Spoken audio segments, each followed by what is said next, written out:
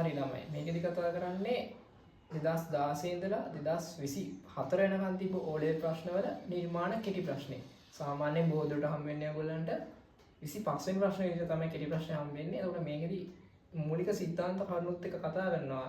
ගණන් 2016 ඉඳලා 2024 දක්වා. එතකොට ඔයගොල්ලන්ට ඒකෙන් හොඳ ෆවුන්ඩේෂන් එකක් එනවා. අර එසේ ප්‍රශ්න කරගන්නත් නේ. හරි.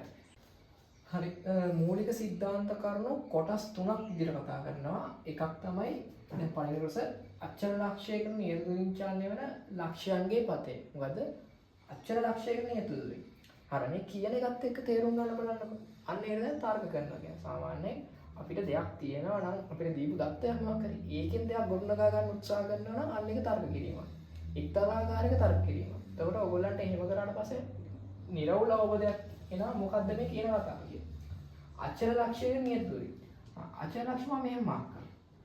නියුත් දුරක් කියන්නේ මෙතන ඉඳලා මේ 5 සෙන්ටිමීටර්. මෙතන ඉඳලා 5 සෙන්ටිමීටර්. මෙතන ඉඳලා 5 සෙන්ටිමීටර් නේ. නියත දුරක්නේ. ඔය වගේ මෙතන ඉඳලා 5 සෙන්ටිමීටර්. මෙතන ඉඳලා 5 සෙන්ටිමීටර්. ඔයගොල්ලන්ට තේරෙනව නේද මේ හැම දුරක්ම සමානයි කියලා. නේ? එතකොට තව ගොඩක් දුරවල් දෙනවා. ඔහොම ගත්තොත් මේ ලක්ෂ තියෙන්නේ මොකක් විදියටද? මොකක් විදියටද? වෘත්තයක් විදියටනේ. එහෙනම් අචල ලක්ෂයකට නියතුලින් චලනය වෙන ලක්ෂයන්ගේ පදේ කියන්නේ මොකද්ද? වෘත්තයක්. නේ? අචල ලක්ෂයක් කොහොම තියෙනවා නම් ඒකේ යම්කිසි නියත දුරක්. ඒ දුරක් කියලා ගත්තොත් ඒ දුරකට දුරකින් චලනය ලක්ෂයන්ගේ පදේ කියන්නේ ඔන්න ඔය වගේ එකක්. හරිද? ඔන්න ඔය කතාව තමයි අපිට කියන්නේ. හරි. සරලව කිව්වොත් ඔන්න ඔය කතාව.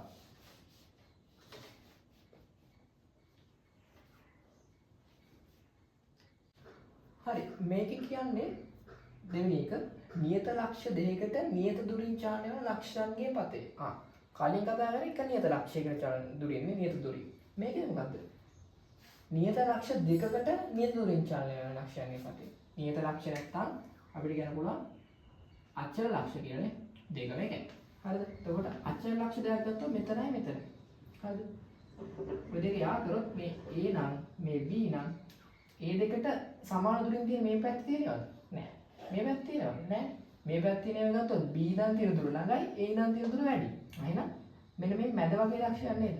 මැද වගේ ගත්තොත් අන්න මේ ලක්ෂෙට A ඉඳ තියෙන දුරයි B ඉඳ තියෙන දුරයි සමානයි. ඔය වගේ ගත්තොත් මෙන්න මේ වගේ තැනක ගත්තොත් සමදිපා ත්‍රිකෝණයක් විදිහට පිළිටනවා නම් මේ දුරත් සමානයි නේද? එහෙනම් මේ ලක්ෂ තියෙන මොන රේඛාවකද? මොන බලන්න. ඔන්න වගේ රේඛාවක නේද? නේ?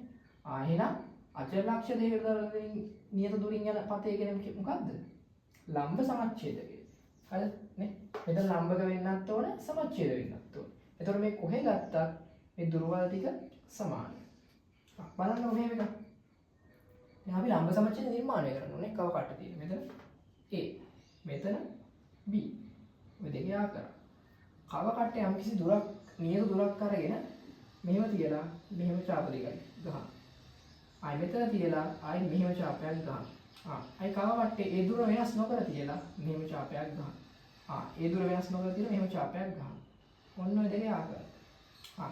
එතකොට මේ උඩ මෙහෙම යන ගන්නවා. ඔහොම ගැරුවොත් මේ දුරට මේ දුර සමානයි වගේ නැත්නම් ලම්බයි. එතකොට මේ කොහේ ඉඳන් මේ දුරවල් ගත්තත් මේ දුරවල් සමානයි. ඔන්න ඔක තමයි කතාව.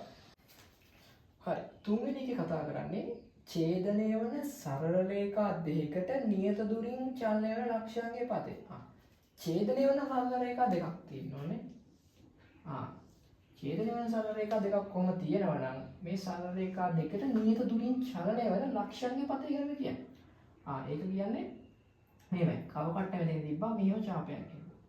අවශ්‍ය නම් කව කට්ටේ අර පැන්සලේ තුඩ අතර දිග වෙනස් කරලා මෙහෙම ඡාපයක් ගන්න. ඒ වෙනස් කරපු දුර වෙනස් නොකර මෙතන තියලා කොහොම ඡාපයක් ගන්න. හරිද? ඊට පස්සේ මෙන්න මේ දෙක යා කරාට පස්සේ කෝණ සමච්ඡේදකේ කෝණ සමච්ඡේදකේ. එතකොට මේ ඉඳන් ගත්තොත් මෙතන තියෙන දුරයි මේ තියෙන දුරයි සමානයි. එතකොට ඡේදනය වෙන සරල රේඛා දෙක නියතුලින් චලනය ලක්ෂයන්ගේ පතේට මොකද්ද කියන්නේ? කෝණ සමච්ඡේදකේ. හරිද? හොඳට ඔළුවට දාගන්න අචල ලක්ෂයකට නියතුලින් චලනය වෙන ලක්ෂයන්ගේ පතේ වෘත්තය. එතකොට නියත ලක්ෂ දෙකකට සමදුලින් චලනය වන ලක්ෂයන්ගේ පතය ඒක ලම්බ සමච්ඡේදකය. අන්තිම එක මොකද්ද? ඡේදනය වන සරල රේඛා දෙකකට සමදුලින් චලනය වන ලක්ෂයන්ගේ පතය. ඒක කෝණ සමච්ඡේදකය. ඔන්න ඔය තුන කරවල තමයි කොහෙන් යවුවත් කෙටි ප්‍රශ්නේ අහන්නේ.